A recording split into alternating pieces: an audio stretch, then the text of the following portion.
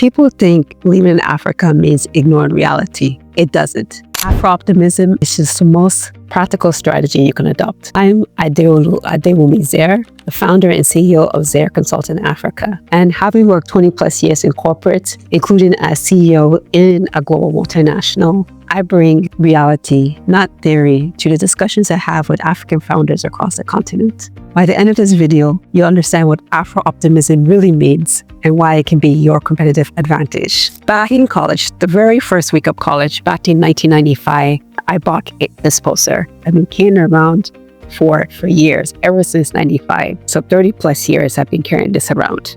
African lions. And from house to house, from apartment to apartment, from country to country, I've had this up on my wall as encouragement and motivation for me. And this is really, it captures this Afro-optimism mindset that I mentioned before. Even before I had known about the term, I didn't coin the term, but I've adopted it as my personal brand and my own mindset. It just encapsulates how I feel about Africa and how you need to feel about Africa if you really want to succeed on this continent. So Afro-optimism, what is this about? Just like the little baby lions that you saw on this poster, I like to use the ROAR acronym to talk about the optimism mindset.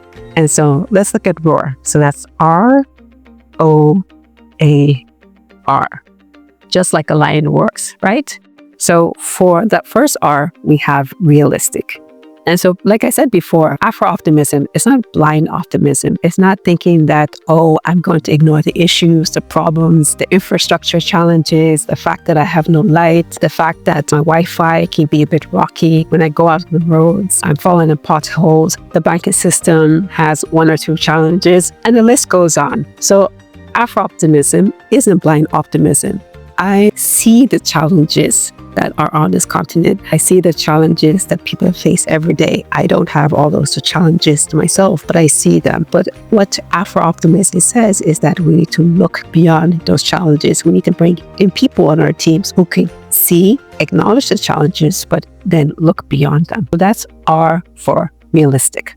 Now we get to the O, and that's the opportunity that we see. Because after we've seen the challenges, do you see the opportunity beyond those challenges? So I like to say that every problem is just waiting for a solution. And with a solution, the right solution, there's money to be made. So it's looking for people in your teams who can actually see the challenges, whether it's external or internal, find the opportunity within that challenge and then push beyond it. Which brings us to the next letter in ROAR. So we are now at A. So that's action.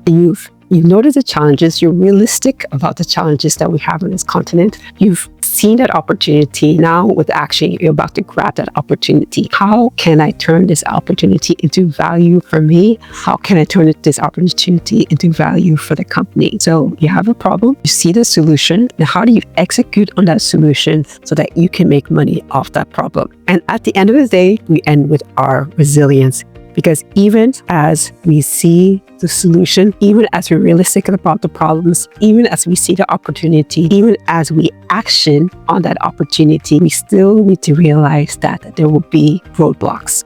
And how do you get past those roadblocks is with resilience. So choosing not to let challenges define what is possible, right? So that's, again, is ROAR. So we're realistic. However, we see the opportunity, we action and demand excellence from yourself and from others.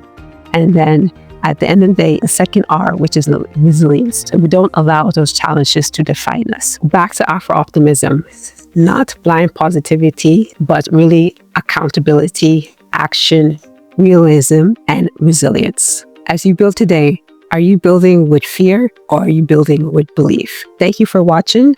If this video spoke to you, please give me a like, drop a comment in the comment section. I really want to hear what you found valuable for you today in this whole Afro-optimism or concept. And then, of course, pass the video on. I know there's someone else, whether on your team, on your board, in your ecosystem, that really needs to understand the kind of mindset shift they need to make to do well in Africa and to strive in Africa. And then we can go on to the next video where we talk about leadership, which I, of course, have spent a whole chapter on in my book, international bestseller, Afro-optimism. You can take a read, watch the video, hear some of these concepts. Thank you for watching today. Together, let's make it happen.